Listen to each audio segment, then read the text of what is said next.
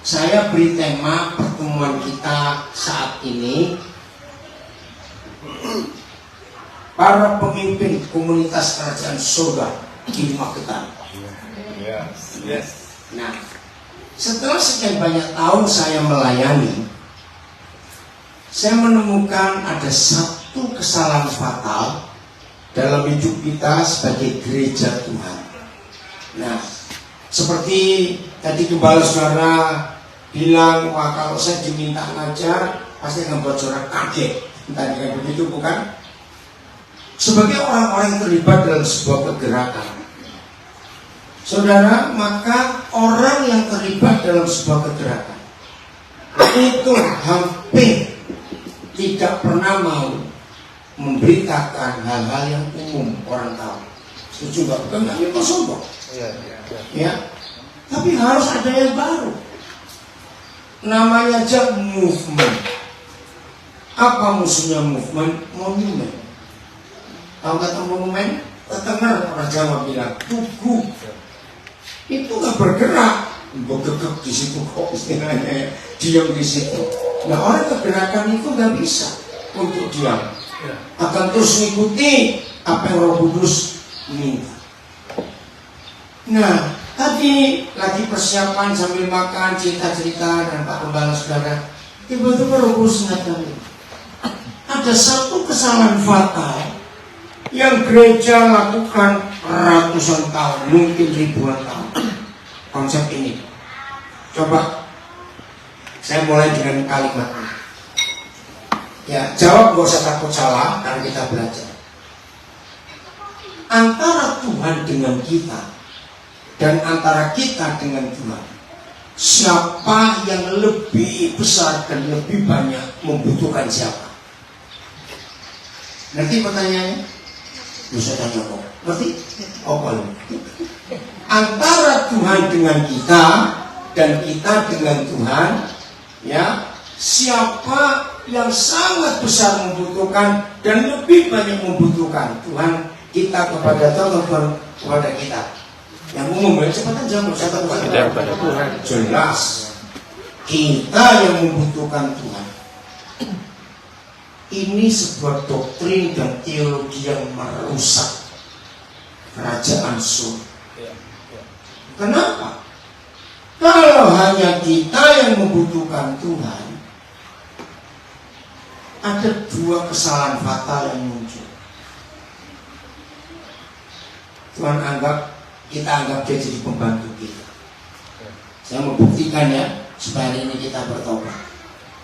Kalau ada satu keluarga punya pembantu rumah tangga, dibayar? Bayar. Pasti loh, bayar laporan cek nafkah. Setelah dibayar, yang bayar memberi apa kepada yang dibayar? Perintah, tugas, pekerjaan. Setelah diberi tugas kerjaan perintah, terus diapakan? Dicek, terus kerja apa dulu? Betul, dicek. Begitu dicek, ternyata nggak benar, nggak becus. Maka yang beri perintah dan bayar tadi ngapain? Kamu. Tegur kamu. Ya palingnya pecoba. Pasti dia kata, loh kami bisa bayar kamu loh. Kok kerjamu nggak becus begitu? Izinkan saya membongkar kejahatan khotbah-khotbah perburuan. Sadar nggak? Ketika khotbah-khotbah perburuan, khotbah beri persembahan, orang Kristen memperlakukan Tuhan sebagai pembantu. Aku sudah bayar loh, aku sudah beri per bulan loh. Kenapa anakku sakit? Kenapa perusahaanku bangkrut? Loh, betul masalah kalimat. Dijawabkan jahat sekali loh kita. Jadi Tuhan kita anggap jadi pembantu karena kita sudah bayar dia. Maka itu saudara, gereja-gereja besar itu pasti takut kalau undang saya. Pasti takut kalau undang saya. Dan ada kata-kata di antara mereka, jangan sekali-kali kamu mengundang pendeta dan Alexander, gak ada perpuluhan di jemaatku. Memang saya sengaja, karena perpuluhan itu gak benar. aja baik-baik. Kalau mau beri, nggak usah pakai tangis sedikit. Ya, kok ada namanya? Beri, jangan dibatasi 10%. Maaf loh, saya harus ngomong. Orang-orang yang memberi perempuan itu kejam dan jahat, sadis bagi di hadapan Tuhan. Kenapa? Ada perasaan. Tuhan, aku sudah ngasih 10%. Yang 90% jangan ditaati, itu aku. Bisa nggak seperti itu? Loh, coba bisa. Apalagi sampai ada yang ngitung. Coba lah hitungnya benar. 10% itu dari bersih, dari kotor, dari apa? Nah, kalau ada orang tanya saya begitu, jawabannya, gara-gara kamu tuh medit. Kamu itu takut kelebihan kamu kasih. Betul enggak? Ya kok enggak ambil. Nah, itu kalau tanya perpuluhan tuh, kayak metani tumor. Mau dihitung berapa persen dari mana? Dan lebih baik kosong. Hal kedua, perpuluhan itu bukan untuk jemaat, tapi untuk imam. Kalau Maleakhi 3, itu para hamba Tuhan harus memberi perpuluhan. Dan baca sampai robek Alkitab saudara, perpuluhan itu nggak pernah diminta berupa uang, tapi hasil bumi dan ternak. Jadi nggak ada uang. Salah. Yang berikut lagi, orang yang memberi perpuluhan itu ini jahatnya, merasa sudah cukup memberi untuk Tuhan, dan Tuhan harus. Nah, kalau itu diteruskan, maka Tuhan diposisikan sebagai debt collector. Enggak menyangka. Iya tuh, apa buktinya? Yaitu, saya ini pernah punya pengalaman yang saya nggak akan lupa. Teman saya kecelakaan, datang saya ke rumah sakit. Waktu itu masih rumah sakit Adi Husada di Jalan Undang Wetan. Pulang Wetan. Saya datang, waduh dia lagi luka parah begitu. Pas lagi ngomong-ngomong, gembalanya datang, langsung ngomong, coba saudara periksa, apakah 3 bulan terakhir ini perbulan kita, apakah itu ajar ini? Kelihatan akan sakit, kecelakaan ditanya perbulannya, saya bentak dia. Ajar loh berita kayak begini. Nah kalau itu, berarti tentukan debt collector. Enggak beri, awas, kecelakaan. Bangkrut di sana, kamu sakit. Nah, para pendeta itu paling pintar apa? Belalang pelahap, belalang pindah, belalang pelompat, belalang pengerim. Wah, diancam, ditakut-takuti. Enggak usah. Kamu berilah. Enggak usah pakai perpuluhan, enggak usah pakai ancaman, enggak usah. Bahkan tidak sedikit ada gereja yang tidak memberi perpuluhan masuk neraka. Jadi di apa itu di Instagram dimasukkan begitu. Nah, jadi selama ini Tuhan hanya jadi tempat tambal butuh. Mengerti kata ini? Hanya kita perlu Tuhan, kita perlu Tuhan, kita perlu Tuhan. Tapi lupa kalau Tuhan juga perlu kita. Nah ini yang kita mau pelajari sebagai seorang pemimpin. Ternyata tanpa gereja Tuhan nggak bisa ngapa-ngapain. Saya ulangi, tanpa gereja dia nggak bisa ngapa-ngapain. Jadi bukan cuma kita yang butuh Tuhan, ternyata Tuhan pun butuh kita. Tapi kok Pak Simon nggak ada seminggu? Pelayanan. Oh pelayanan. Ngerti ya? Kita buka ayat 1 Korintus 3 ayat 9. 1 Korintus 3:9. Nah, kalau firman ini jadi bagian hidup kita, wih, hasilnya luar biasa. 1 Korintus 3 ayat 9. Kalimat pertama dulu. Udah, kita baca sama-sama 1, 2, 3. Karena kami adalah kawan sekerja Allah. Stop sampai situ dulu. Kami adalah kawan sekerja Tuhan. Ayo kita memakai logika bisnis, pakai logika orang dagang, cari partner, cari mitra, cari teman sekerja. Disebut mitra, posisinya sama atau beda? Sama. Ini saudara yang luar biasa. Sama. Disebut mitra, rekan sekerja, teman kerja, walaupun cara menaruh sahamnya jumlahnya beda-beda, tapi tetap dalam bekerja harus sama-sama atau tidak? Mentang-mentang yang duitnya banyak terus masa kerja biar kamu yang kerja, nggak bisa begitu. Dan ini yang Tuhan kerjakan. Oke, beri saya 3 alasan kalau saudara cari rekan sekerja, rekan bisnis. Apa saudara cari orang itu? Nomor 1, Punya uang. punya uang. Betul. Jujurnya nanti duitnya disik. Jujur gak punya duit gelap. Lo betul tidak? Nomor 1, punya uang. Nomor 2, baru jujur. Nomor 3, mau kerja. Oke.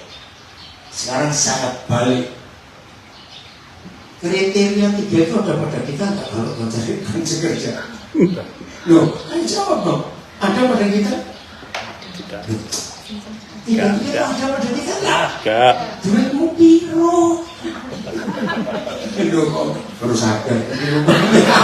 Ya telat sadarnya. Uangmu berapa? Ya betul. Kalau kita mengungkapkan 3 kriteria tadi, orang payu kabeh kita nggak masuk hitungan sama sekali. Bilang jujur, bilang rajin, ayo ngaku. Loh betul tidak sana? Jangan sombong. Tapi dia, kenapa sih? Tapi dia kok bisa menghargai orang model kita ini, jadi teman sekerja. Amos 3 ayat 7. Amos 3 ayat 7 ini saya dapat pewahyuan dari Yeremia almarhum. Suatu hari tahun 78, saya lupa bulan berapa, dia kasih saya buku tipis, Menuju Tahta judulnya. Saya buku itu nggak dicetak lagi oleh penerbit Yakin Surabaya. Tapi ada beberapa waktu yang lalu ada teman yang coba cari di Shopee, kok ada hebat juga di Shopee, Menuju Tahta. Nah dari buku itu saya bertobat. Coba saya tanya, kalau Tuhan pakai malaikat untuk menyelesaikan pekerjaan, yakin enggak Pak jauh lebih cepat selesai daripada bagi kita? Benar? Saya menemukan tiga alasan. Satu, kalau Tuhan pakai malaikat paling gampang, nggak perlu transportasi, akomodasi dan konsumsi. Loh betul tidak? Kalau pakai kita, nanti wah, itu juga loh kalau Tuhan pakai malaikat itu. Bayangkan kalau malaikat diundang khotbah KKR, percaya baru dia normal di mimbar, orang masih berkorban semua menurut malaikat. Loh ya atau tidak? Nah pertanyaannya, kenapa Tuhan nggak memakai mereka saja? Disuruh Tuhan mimbar dewi, betul nggak perlu kemana-mana, terbang sendiri. Lah pakai kita ini repotnya aku. Yosef. Jawaban di buku itu, malaikat itu ciptaan, kita ini anak. Senang itu, kita ini anak dan mempelai. Walaupun dia tahu kalau dia pakai kita bakal lambat bekerja. Kita mulai zaman Nuh. Jujur, kalau Tuhan buat kapal sendiri, bisa nggak? Bisa. Paling sedetik jadi apa? Pakai Nuh 120 tahun.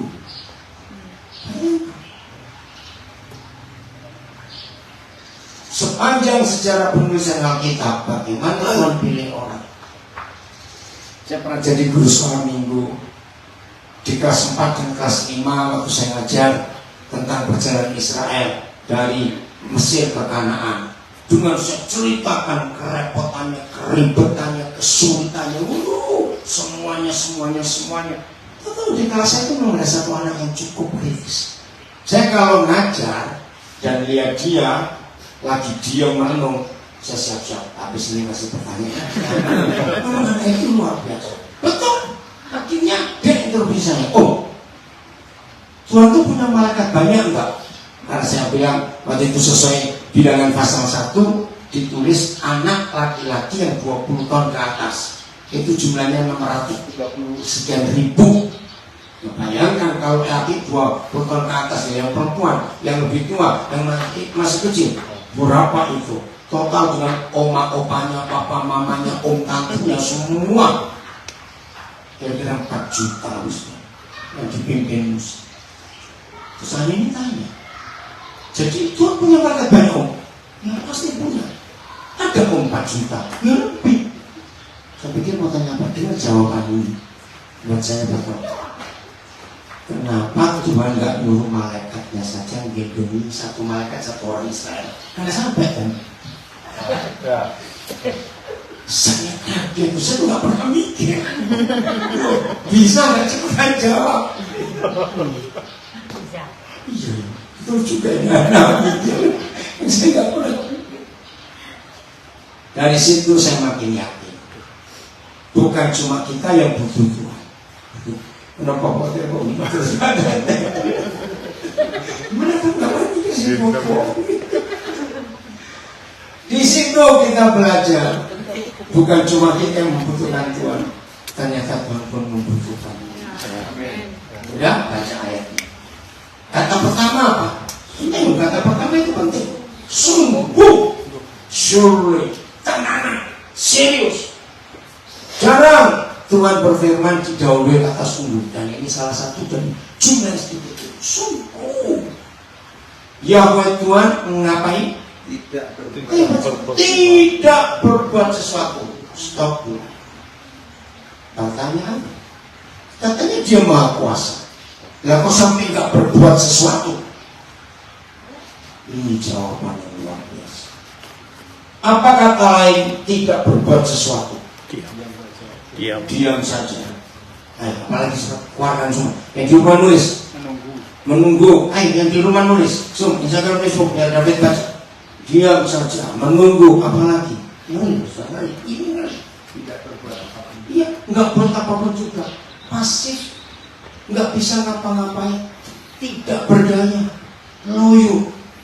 Masa Tuhan seperti itu? Tetapi dia ngomong, sungguh, ya Tuhan tidak berbuat sesuatu. Kenapa? Ada yang nulis? Di seluruh alam semesta ini kan cuma ada dua kekuatan. Betul nggak? Siapa dan siapa? Ayo jawab. Tuhan dan setan. Saudara sadar? Kalau Tuhan pasif, yang aktif pasti sisa. Pasti. Saya takut. Salah satu bentuk kegoblokan gereja karena tidak mengenal konsep ini. Semua berdoa minta tolong Tuhan, sembuhkan orang sakit, selamatkan orang tengger, apalagi ya, berkati orang lapar. Saudara jangan anggap itu doa benar, itu doa yang 10 miliar persen salah. Iya, boleh namanya apa? Lu salahnya gimana? Perintahnya doakan orang sakit atau sembuhkan orang sakit. Sembuhkan. Itu perintah yang kita lakukan sebagai gereja goblok. Doakan orang sakit. Sudah jelas salah. Nah yang ngeyel, lu kan saya bukan dokter. Nah itu alasannya. Ada firman yang memberitahu kita bisa sembuhkan orang sakit. Salah satu yang tadi pagi kita pelajari, buat orang itu gak punya musuh, pasti sehat. Buat orang itu bisa gampang istirahat, pikirannya yang macam-macam. Itu usaha. Dan itu sembuhkan orang sakit. Contoh, kalau masih ada di antara kita, kalau diminta doa makan, jangan doa yang konyol, doa yang mungkin lucu gitu. Tuhan terima kasih kami dapat makanan yang biasa. Kami ingat janda-janda yang orang miskin. Ada Tuhan yang menghadapi piring kosong. Rusak dua banyu yang doa. Siap baik saja. Lu salahnya di mana? Kalau gereja doa, makan lalu ingat orang susah, orang miskin, dan kita berdoa Tuhan berkati mereka. Itu dimulasi wong itu. Ada konsep di surga, ada dapur umum, ada goceng, ada gojek, ada GoFood. Betul enggak? Tuhan berkati. Loh, itu artinya kita sebetulnya ngirim makanan. Ada makanan di rumah pun sama mereka itu. Itu doa yang salah. Yang betul adalah kami berkati mereka. Kami akan bagi apa yang kami punya. Kalau kami ketemu orang miskin, kami akan bagi. Jadi jangan menurut Tuhan. Karena konsepnya salah. 2000 lebih tahun yang lalu sebelum dia meninggalkan dunia, dia pesan kepada gereja, pergilah ke sungai, beritakan Injil itu, ajar mereka tentang semua yang mengajarkan dan seterusnya. Lah kok gereja karena konsep yang salah, selamatkan orang Madura, selamat. Kita nurus apa? Nah, kalau Tuhan itu kayak begini dengan dia itu pusing. Aku ini nyuruh kamu pergi. Sekarang kamu nyuruh aku pergi. Ya toh? Nah kalau suruh-suruh sini mau sopor goblok. Loh betul tidak? Cepat pikir sekarang. Mengapa ada begitu banyak kesalahan yang tidak disadari oleh gereja? Karena doktrin ini. Enggak cuma kita yang perlu Tuhan. Tuhan itu perlu kita. Sungguh ini serius. Ya Tuhan tidak berbuat sesuatu pasif. Dia ada alasan cepat ngocok. Maksudnya kayak itu tanpa menyatakan keputusannya kepada rekan sekerjanya. Siapa itu? Kita. Jadi menurut Amos 3 ayat 7 ini waktu. Kalau kita cuma baca Amos 3 ayat 7 tanpa tahu 1 Korintus 3:9 tadi enggak nyampe. Berarti Tuhan menghargai kita setinggi itu. Jangan main-main. Jadi kalau kita sudah dia pilih menjadi rekan sekerjanya, kita pasif, kita sibuk sendiri, kita nggak mau tahu apa yang dia ingin kerjakan, dia nggak bisa berunding dengan kita. Dia diam loh. Wih, saudara bersyukur kepada tahun-tahun 78, tahun beri saya pewahyuan ini. Maka itu kalau ada di antara suara yang kenal saya cukup lama, dan kenapa maaf untuk kemuliaan Tuhan, pelayanan saya sangat beda dengan banyak pendeta yang lain. Jawabannya di ayat ini. Saya tidak mau disebutkan dengan urusan gereja. Kenapa? Makanya banyak pendeta cepat mati. Betul enggak? Karena hidup sih enggak. Wih, ngurus gereja itu jauh lebih ribet daripada ngurus PT. Makanya. Betul, serius. Wih, ngeri ngurus gereja itu. Maka itu harus tahu ini.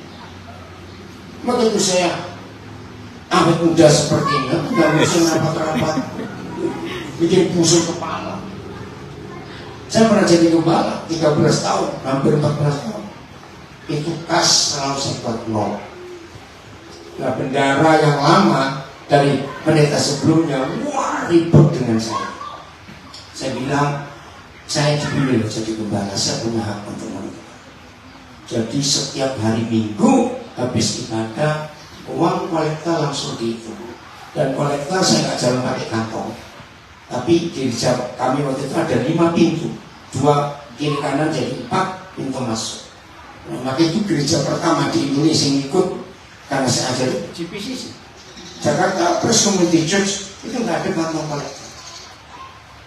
Karena mereka melihat Jeffrey Yusya waktu itu belajar banget, nggak usah.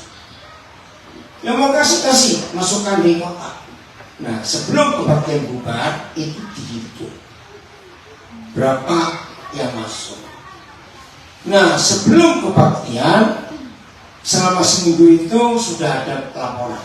Oh, ada keluarga ini perlu ini untuk orangnya ke rumah sakit. Oh, ada masalah ini, masalah itu. Nah, itu sampai hari Sabtu itu dikumpulkan semua yang diperlukan jemaah.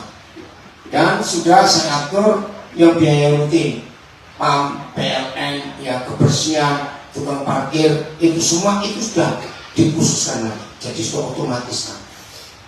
Nah, begitu uang persembahan hari Minggu itu dihitung dan ternyata nggak cukup, saya pakai kisah Rasul 6, pilih 7 orang, ya itu dia akan atau lain meja. Nah, 7 orang ini jemaat saya yang punya usaha.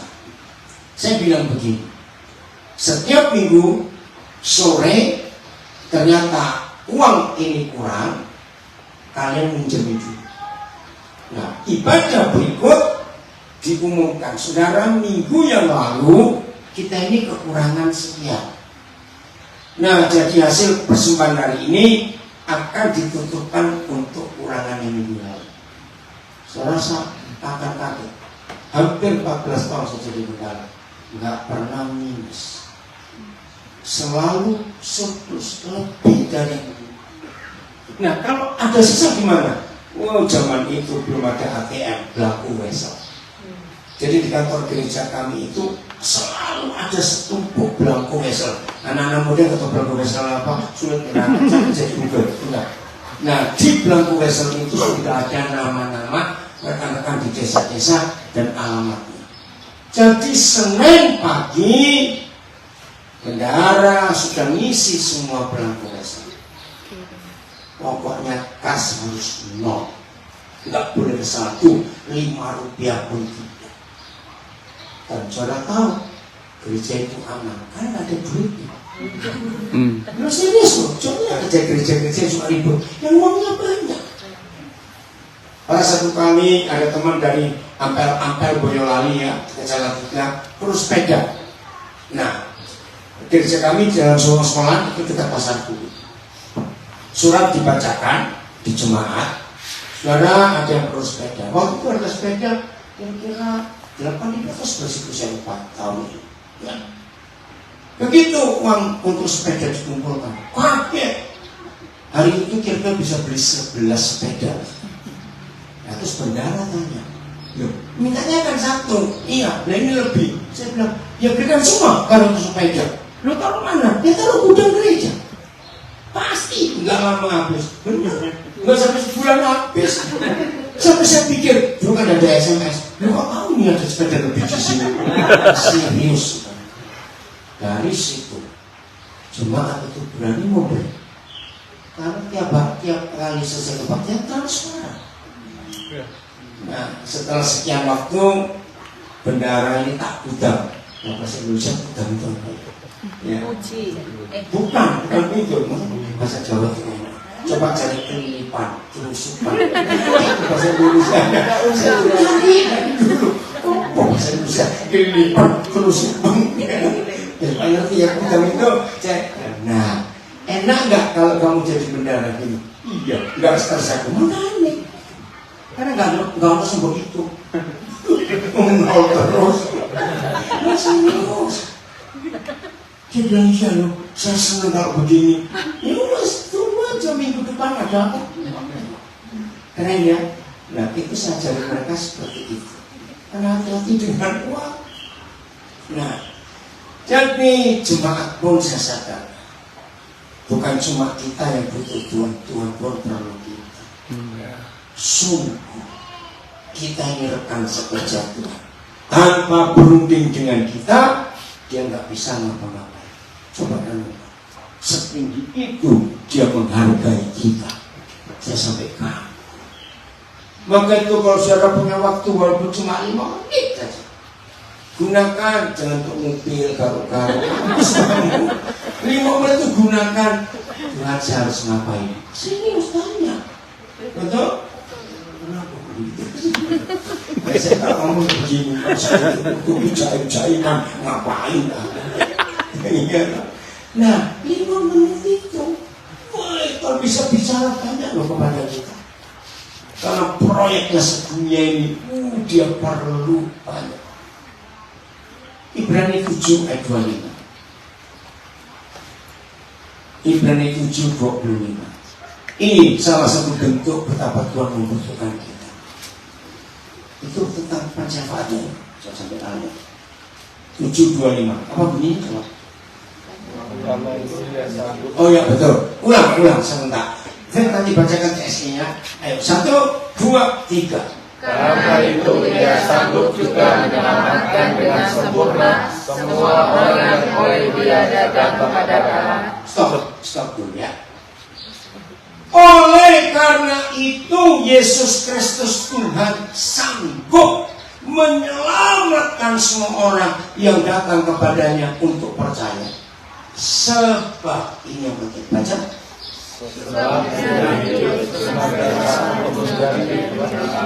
Sebab Yesus hidup senantiasa menjadi pengantara orang-orang berdosa. Nah, kalau saya punya kitab terjemahan lama, kata syafaat ada di ayat ini. Yesus hidup sebagai pensyafaat orang yang belum percaya. Saudara, inilah satu-satunya ayat dalam seluruh Alkitab, yang memberitahu kita sejak Tuhan kita naik ke surga sampai dia janji datang lagi, itu ngapain? Nah, banyak yang khotbah, dia memuji Tuhan bersama para malaikat. Kalau ayat ini saya bilang begitu. Kalau ngomong terus pakai ayat, betul? Dan inilah satu-satunya ayat yang memberitahu Yesus itu ngapain. Wih, ini luar biasa. Ia hidup senantiasa. Apa kata senantiasa? Selalu, gak putus-putus. Kapan dia berhenti? Kalau sudah nggak ada orang yang nggak diselamatkan. Hebat. Dia menjadi pengantara untuk orang-orang berdosa itu. Ini nggak main-main loh, saudara.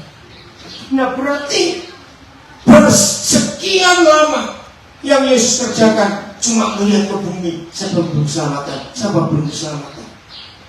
Nah, pakai doa Getsemani. Pernah nggak saudara tanya, kenapa sih dia kok perlu konco, kok perlu teman, Petrus, Yohanes, Yakobus, masa dia nggak bisa doa sendiri? Nah, jawabannya ada di ayat. Ketika dia bersyafaat untuk orang Tengger, untuk orang Madura, untuk tetangga kita, untuk saudara kita yang belum diselamatkan, dia bersyafaat untuk mereka.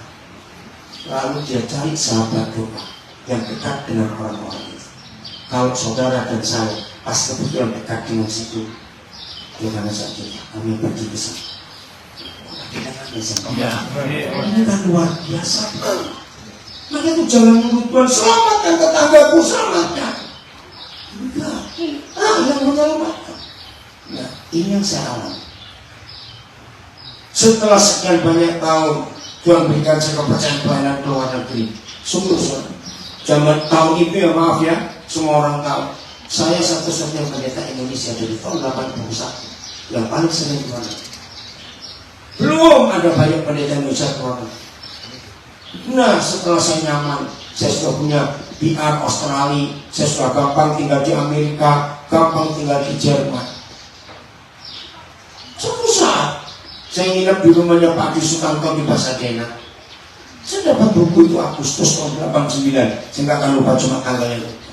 Saya dapat buku judulnya menarik, From Jerusalem to Irian Jaya. Loh, kenapa enggak From Jerusalem to Indonesia? Kenapa spesifik Irian Jaya? Saya baca sampai habis. Ternyata buku itu yang memberitahu kita ujung buminya di mana.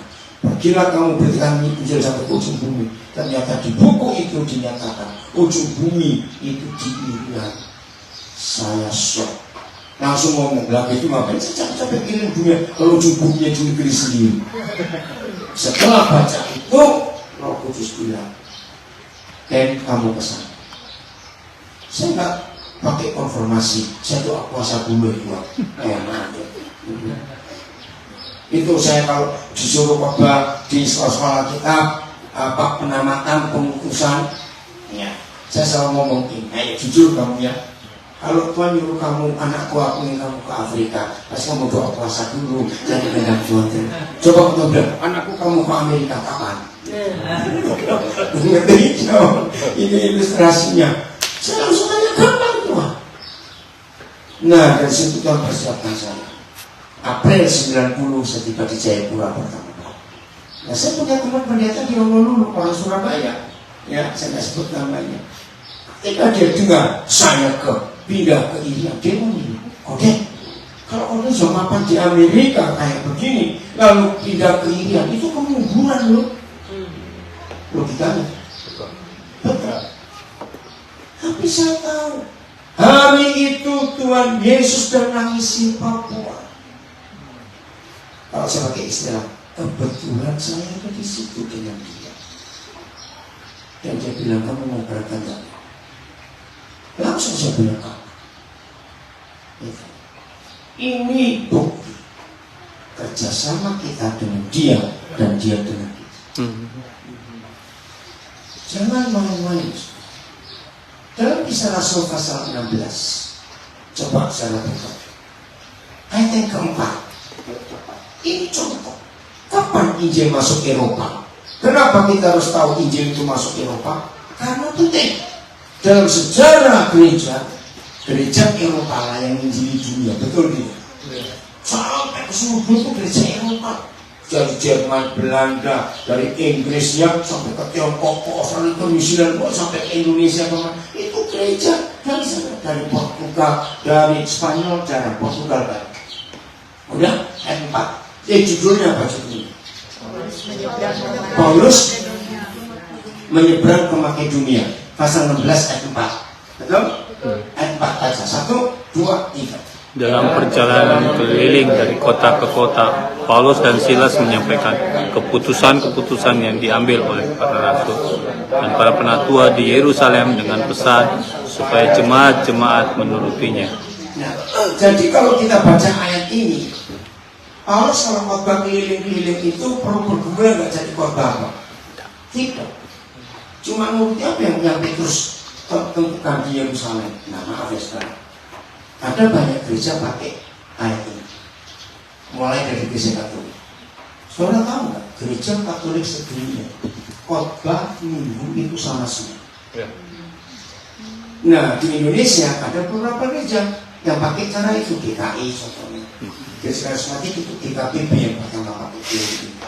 Jadi semua khotbah, judul khotbah ditentukan oleh sinode. Enggak salah, tapi salah.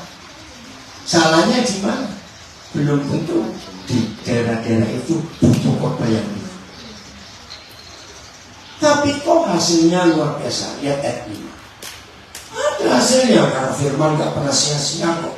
Tapi nggak maksimal. Ayat 5, 1, 2, 3. Demikianlah jemaat-jemaat diteguhkan dalam iman dan makin lama makin bertambah besar jumlahnya. Bayangkan hasil khotbah yang bukan karena perkumpulan sendiri, cuma dari kantor pusat saja. Hasilnya luar biasa, bertambah jemaatnya, dikuatkan. Tapi Tuhan gak puas dengan model seperti ini. Ayat 6. Mereka melintasi tanah Frisia dan tanah Galatia. Jawab dulu. Jadi hati Paulus, panggilan pertama dia itu terbeban berat untuk saudara sebangsanya, yaitu orang Yahudi. Betul? Nah, tapi Tuhan lihat kapasitas Paulus ini apa? Karena di antara semua rasul zaman itu, jadi paling pintar. Dan dia warga negara Roma.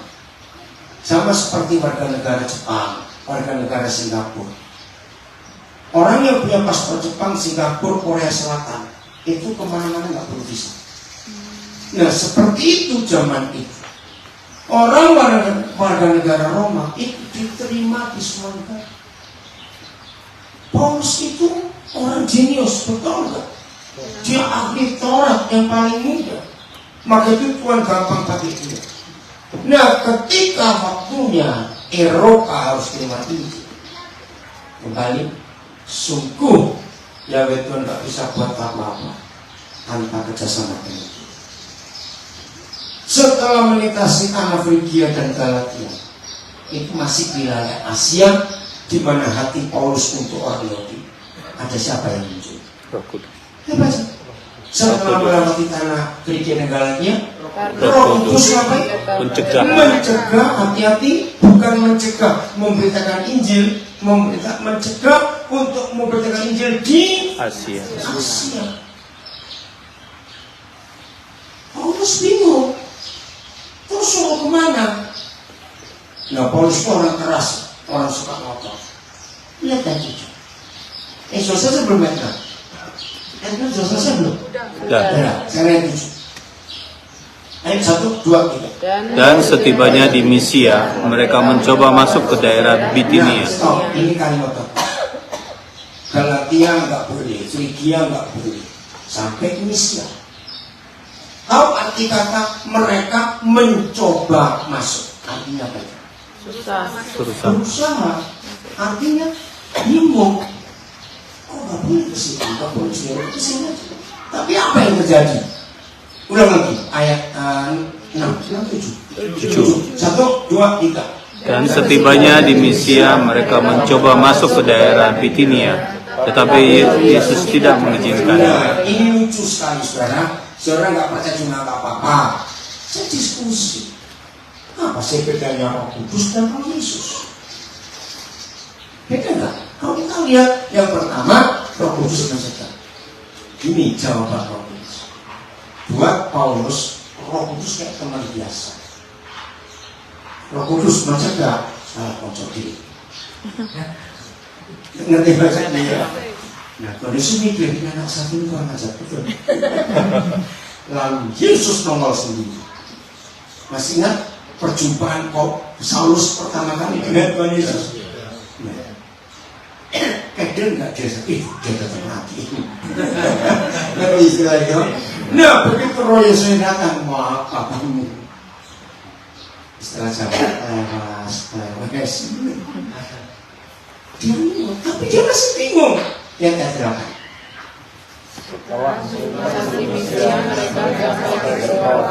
Sampai Troas, tapi masih nyokok ini bro.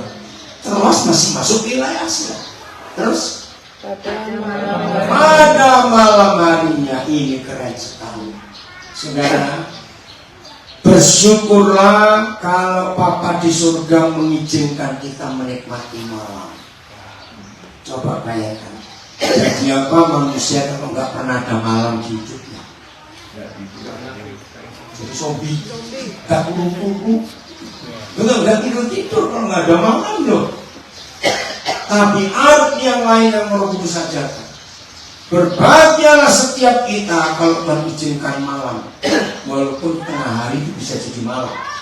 Contoh, lagi nggak punya duit di NTT, mau pelayanan, terus minta menu wis. Setuju? Ngerti nggak? Kalau nggak punya uang, tapi ada pelayanan nggak bisa pergi, diam saja, itu malam. Amin. Nikmat. Ketika Tuhan izinkan kita sakit sampai nggak bisa apa-apa, itu malam. Ketika diizinkan Tuhan ada tekanan-tekanan yang berat, itulah malam. Nikmati malam, karena malam itu indah. Puitis sekali sih. Lo betul gak? Malam itu indah loh. Amin sih. Ya sudah, diam saja, menunggu Tuhan mau apa. Lanjut, terjadi apa? Pada malam harinya, suatu penglihatan. Stop dulu. Ayo, Paulus tidur atau tidak tidur? Malam. Tidak tidur. Tidur, tidak tidur, belum tidur. Belum tidur. Kalau Paulus tidur, Mimpi. nah mimpi. Dia nggak tahu, dia bergumul. Ke Galatia nggak boleh, Frigia nggak boleh, ke Bitinia nggak boleh, ke Misia nggak boleh. Kemana? Nah, akhirnya dapat penglihatan itu. Ada di mana lagi sebelah situ. Ya. Maka ini kalimatnya bagus. Baca lanjut. Ada penglihatan. Tampak. Ada seorang Makedonia berdiri terus seru-seru. Katanya, menyeberanglah kemari dan tolonglah kami. Stop dulu. Saudara, inilah satu-satunya ayat di Perjanjian Baru yang selalu dipakai oleh semua lembaga misi atau lembaga seminar misi. Menyeberanglah kemari, tolonglah kami. Nah, Makedonia, Paulus tahu itu orang Makedonia karena bagian. Sekarang itu berbatasan wilayah Turki. Jadi Turki itu negara unik, separuh Asia, separuh Eropa. Itu tuh. Dan beda cara makan, cara pakaian, bahasa beda. Nah, Makedonia itu Eropa yang pertama setelah Asia. Ini luar biasa. Setelah itu apa? Ada kalimat bagus. 1, 2, 3. Menyeberanglah kemari dan tolonglah kami. Terus? Dan tolonglah kami. Ya, terus? Setelah Paulus melihat penglihatan itu, setelah Paulus melihat penglihatan itu, segeralah kami mencari kesempatan untuk berangkat. mencari kesempatan, ada satu kata lagi. Ya, Karena dari penglihatan kami menarik kesimpulan garis bawahi. Dari penglihatan itu kami menarik kesimpulan. Tahu nggak arti kalimatnya? Ya sudah. Oh, ada yang baru. Cuma nggak tahu. Ini keren Ustaz. Ayat ini yang saya pakai untuk memberitahu rekan-rekan saya sinode mana saja. Jangan merasa hebat kantor sinode. Ada orang-orang hebat duduk di situ. Di daerah-daerah yang sinode tidak tahu, sinode tidak boleh ikut campur. Biar orang lapangan yang memimpin. Kerennya Paulus saudara cari baca sampai selesai. Padahal di ayat 5, ayat 4, ayat 5 Paulus tunduk nggak pada Yerusalem? Sama. Tapi ketika Roh Kudus dan Roh Yesus membuat jalan baru, nggak ada ayat Paulus WhatsApp ke Petrus. Boleh nggak aku ke Makedonia? Mengerti ilustrasi? Enggak. Di situ saya belajar. Tolong para pemimpin jangan sombong. Yang tahu lapangan ada yang di lapangan. Yang di kantor pusat nggak tahu. Jangan. Berikan kebebasan buat anggota tim kita yang ada di lapangan. Kalau mereka tidak kontak kita, jangan tersinggung. Nih, kamu mau sendiri, jangan, hargai. Dan itu yang saya pakai sampai hari dalam pelayanan. Kalau saya sudah tempatkan orang di suatu tempat, ya udah, saya bilang sepenuhnya, urusanmu beragam, tak usah ngomong. Beri kesempatan fokus. Maka itu dari pasal ini kita belajar tidak ada gereja cabang, yang ada cuma McDonald, Seller, gereja itu tidak ada. Karena masing-masing harus berdiri sendiri sesuai kebutuhan daerah itu. Maka kursi mobil terus dibubarkan, tak perlu. Lu serius, saya ngabisin duit, baru pergi lagi. Karena ini konsep tetap menarik kesimpulan kalimat itu saya suka. Tuhan ingin kita kesana. Karena disitulah sejarah hari pertama Injil masuk ke Eropa. Ayo kita diskusi. Kalau Paulus tidak taat, tetap ngotot penginjilan di Asia, dia tetap berhasil. Tetap berhasil karena menyebarkan iman. Tapi dua hasil yang menyedihkan. Satu, dia pasti tidak maksimal. Karena bukan di situ tempatnya. Tuhan mau dia ke Eropa. Yang kedua, ini yang berbahaya. Berarti Eropa bakal telat terima Injil. Nah, saya itu dapat rahasia ini dulu, baru berbicara saya tentang Papua. Maaf, saya bisa aja Tuhan suruh orang lain aja. Aku sudah enak kok di Amerika, di Australia, di Eropa. Ngapain aku kayak itu? Maaf. Maka itu kalau saudara lihat sampai hari ini, saya bersyukur ini untuk kemuliaan Tuhan. Tiap kali orang mendengar kata Papua, pasti mereka tanya kami dulu, kenapa ini? Ngerti nggak istilah itu? Dan itu buat kami satu hal yang luar biasa. Jadi hidup kami itu sudah identik dengan Papua. Ya puji Tuhan. Jadi teman sekerja, Tuhan akan bekerja dengan maksimal kalau kita tahu Dia mau kita kemana. Amin. Ini yang kamu kerjakan, ini yang kalian kerjakan. Lanjut. Masih banyak proyek Tuhan yang belum selesai di bumi. Betul? Dia butuh kita. Kembali ke 1 Korintus 3:9. Ayo kita lihat 1 Korintus 3:9. Tadi belum selesai. Ulangi dari depan. 1, 2, 3. Karena kami adalah kawan sekerja Tuhan. Kaminya itu siapa? Kita. Koma. Kamu adalah ladangnya Tuhan dan bangunan Tuhan. Nah, siapa kamu di sini? Bukan kita. Kami kita, kamu kita. Itu manusia. Bukan jemaat. Nah, itu beda. Kamu adalah orang-orang yang belum diselamatkan. Kalau saya menggunakan istilah proyek, karena sekaya-kayanya kontraktor, ya contoh IKN aja lah, tetap perlu subkontraktor. Nah, ketika Papa punya proyek besar, yaitu dunia, dia cari subkontraktor. Siapa itu? Kita. Ini proyek sebesar ini, seluas bangun sesuatu di bumi ini, jadikan ladang dan bangunan dahsyat. Serohani-rohaninya seorang rohani. Kalau Jokowi panggil saudara, jangan sok doa dulu. Buddha loh, dengan presiden kok doa lagi. Lu ngerti gak istilah saya ini? Lu coba aja, masa rohani. Lu setuju saya ngomong ini? Sombong betul, dipanggil presiden doa dulu. Maaf lu saudara, jelasin itu Tuhan pasti. Enggak kengangguran presiden dari saudara.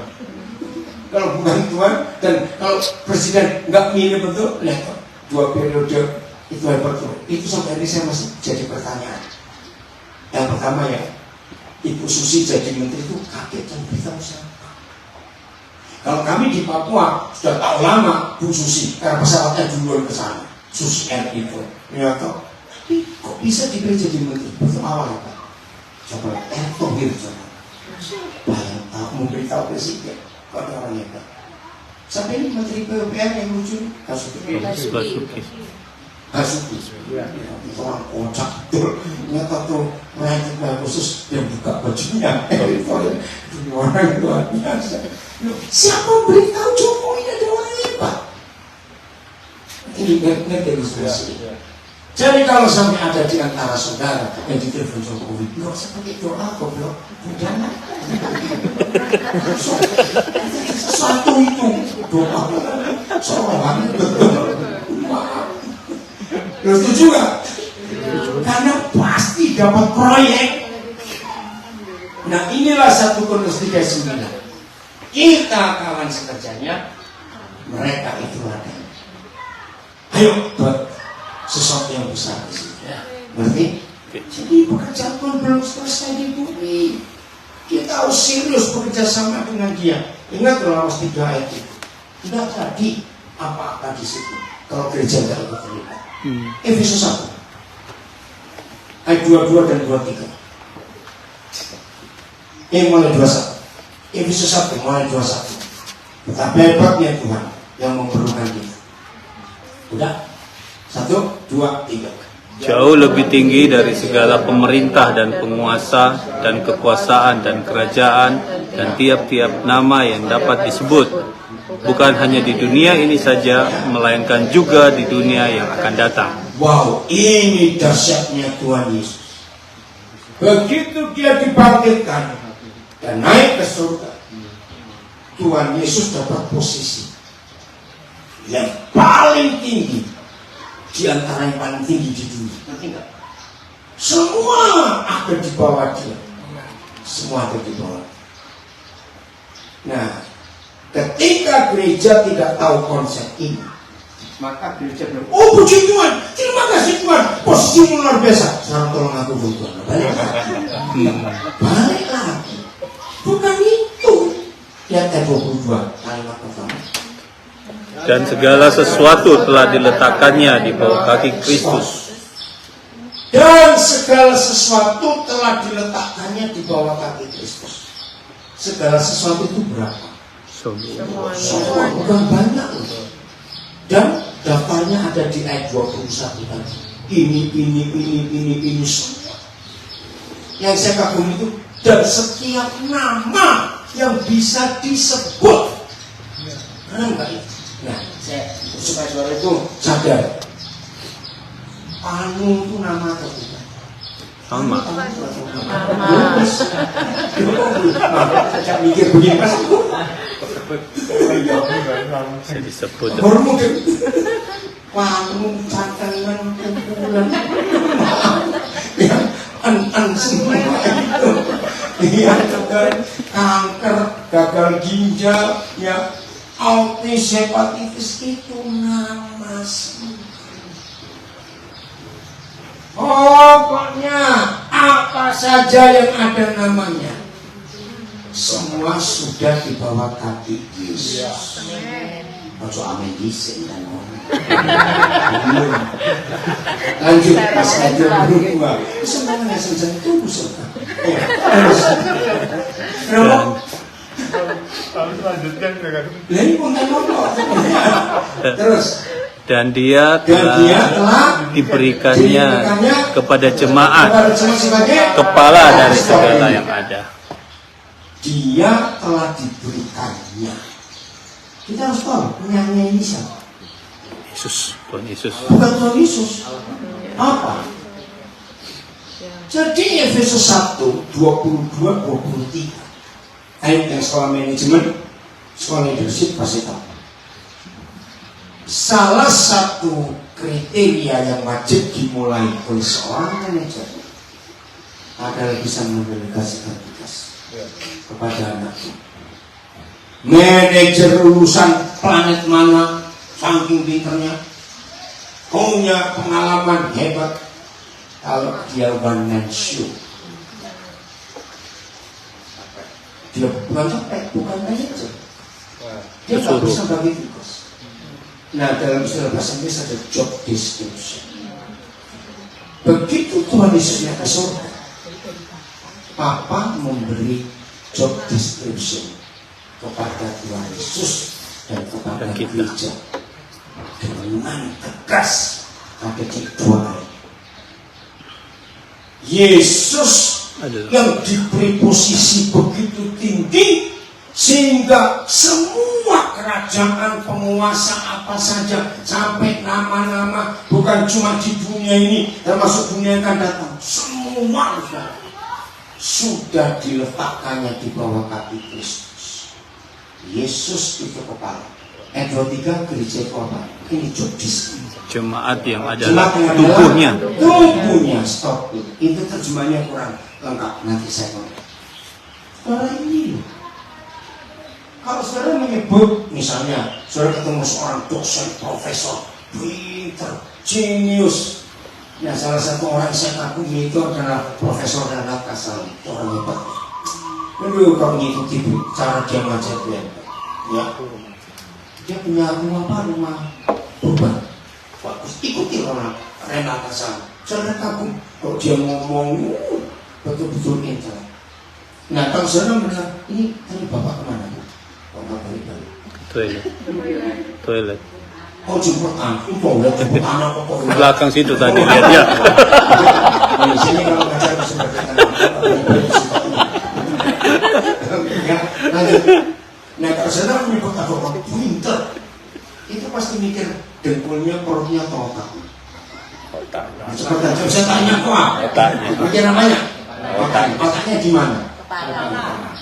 Mungkin nggak orang sepintar itu masuk kampus cuma kepalanya saja, badannya tidak di. Bisa jawab? Artinya ini job description yang jelas.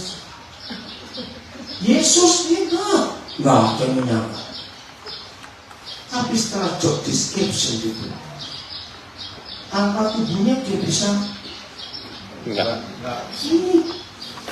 Jadi dia itu butuh kita juga, bukan cuma kita yang butuh kita. Ngerti nggak Islam? Maka itulah misalnya kalau seorang itu tanya kenapa pelayanan saya beda menanyakan pada penelitian lain, ya karena memang terus anatomi tubuh manusia. Segala sesuatu telah diletakkan ini sebenarnya. Segala sesuatu telah diletakkan di bawah kaki Kristus. Siapa kaki? Kita. Berarti yang malahkan saja. Kita. Bukan kepala. Awas kalau saudara berkata kaki itu di kepala, namanya kepiting.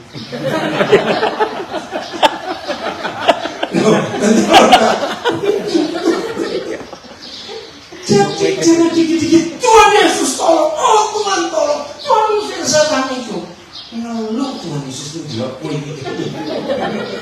Maka gak aja pusing lihat dari jauh goblok-goblok begitu. Kenapa ini bunyi lagi? Coba lihat Matius 28 ayat 19. Ya, empok ini.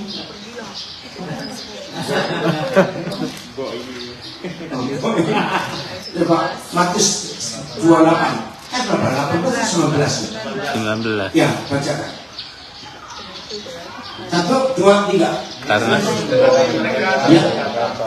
kepadaku telah diberikan segala kuasa di sorga dan di bumi. Teman-temannya, Yesus mendekati murid-muridnya, gereja pertama di dunia, sambil berkata, segala kuasa di surga dan di bumi, terus bukan segala kuasa di surga dan di bumi Telah diberikan Aku kepadaku. lain penting, bukan akan Telah diberikan. Setelah itu dia ngomong apa?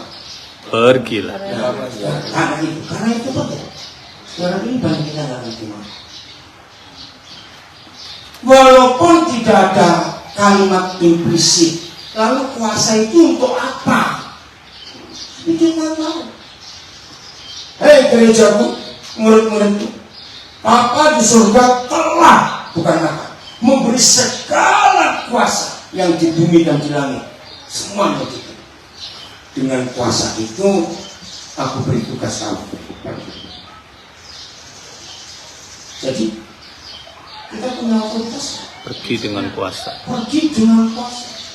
Kalau istilahnya itu, satu hari ada seorang ibu, mama lagi masak, garamnya habis. Terus anaknya satu ada di rumah. Ini ilustrasi saya saja. Ini uang dari papamu, sekarang kamu pergi beli garam. Oke? Saya sambungkan dengan ayat ini. Jadi kita ini punya otoritas yang nggak main demi menyelesaikan pekerjaannya di bumi yang belum selesai. Tambahkan ayat ini Lukas 22 ayat 29. Jadi mulai hari kita harus berubah, saudara. Kita punya otoritas yang tidak terbatas. Katakan amin. Amin. Ayo kita gunakan. Udah, Lukas 22 ayat 29, 1, 2, 3. Dan aku menentukan hak-hak kerajaan bagi kamu. Apa kata lain menentukan hak-hak kerajaan? Apa kata lain? Menetapkan. Memberikan. Apalagi? Ya, menyerahkan. Menetapkan. Hak-hak kerajaan. Apa itu hak-hak kerajaan? Semua otoritas kerajaan surga. Maka itu kalau saudara pakai istilah community, kingdom community, komunitas kerajaan jangan main. Sebesar apa? Baca lagi. Sama seperti Bapakku Bapakku menentukannya bagi bagiku. Saudara, jangan main. Jadi otoritas kerajaan yang Yesus miliki dengan yang kita punya sama atau tidak? sama. Saya mau jujur untuk saudara jawab. Kalau saudara mulai hari ini mengerti firman Tuhan, pantas nggak doanya ngerengek-ngerengek, Tuhan, ya tolong Tuhan, aku ini begini loh Tuhan. Loh, Tidak. pantas nggak? Tidak. Menghina. Jadi kalau saudara sudah sekian puluh tahun jadi Kristen, jangan bilang sejak gunung lama belum ada. Tapi masih minta terus. Kita menghina dia. Padahal kita mau sebesar ini otoritas itu. Jadi mulai hari ini firman ini pasti akan merubah pola pikir saudara. Yang tadi semua minta tolong. Enggak, isinya isi doa orang Kristen cuma tiga. Minta dulu lapor minta. Beliau enggak. Diminta ya bosan loh. Dari belum punya jenggot sampai jenggot putih minta terus. Kapan dewasanya kita ini? Jadi mulai hari ini angkat hati kita dari sejajar dengan nggak main. Ayat terakhir Wahyu 14 ayat 1. Wahyu 14 ayat 1. Wih, ini luar biasa. Dan ini satu-satunya ayat yang isinya begini. Baca 1, 2, 3. Dan aku melihat sesungguhnya anak domba berdiri di bukit Sion dan bersama-sama dengan dia. Stop. Cukup. Yang 144 itu nggak usah dibahas. Nanti aja naik. Tapi kalimat itu berdiri bersama-sama anak domba di bukit Sion. Ini cuma satu-satunya ayat yang menulis bahwa para pemenang, para teman sekerja Kristus, para penerima otoritas kerajaan yang sama dengan otoritas Tuhan Yesus itu bukan berdiri di hadapan, tapi berdiri bersama-sama. Beda nggak? Beda. Apa itu? Sejajar. Selama ini semua ayo kita berdiri di hadapan Tuhan. Waktunya akan tiba. Kita diangkat begitu rupa sampai berdiri bersama-sama. Pasti mental kerajaan saudara akan timbul dengan firman. Enggak mental pengemis. Yeremia pernah bisa ilustrasi sandaan itu. Satu hari Tuhan menjawab doa seorang pengemis. Pengemis ini berdoa bertahun-tahun, Tuhan aku ingin jadi raja, Tuhan aku ingin jadi raja. Satu hari raja di kerajaan itu meninggal, tidak punya keturunan. Enggak tahu bagaimana lalu pengemis ini jadi raja. Dia punya ajudan yang sangat baik, sama-sama teman pengemis. Suatu hari istana gempar, tiba-tiba raja tidak ada di tempat. Wah, panik semuanya. Nah, ajudan ini cari ribut. Raja istirahat. Bisa di mana tidak ada dulu. Saudara, kamu tenang saja. Ya, karena dipaksa. Nggak bisa kamu beritahu. Kalau nggak ngadarin ini aja. Ya udah, tapi kamu janji. Kalau aku beritahu kamu janji. Ayo ke pasar.